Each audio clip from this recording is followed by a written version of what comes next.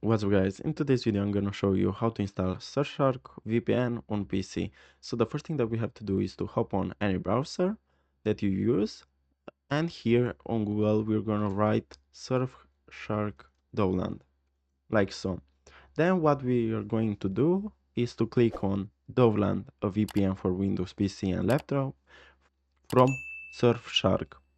We're gonna click on it, and what we have to do now is to scroll down a little bit, and at Dowland we're gonna click on Windows VPN app. After it has been installed, what we have to do is to click on it. Here we're gonna click on yes. Now the setup it's going on. And what we have to do now is to click on install. Now it's installing.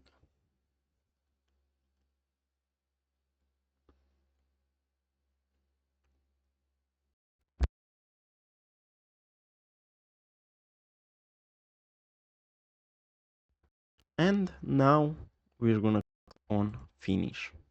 And the app pop up. And next thing that you have to do is to create an account or login, and you can use the app.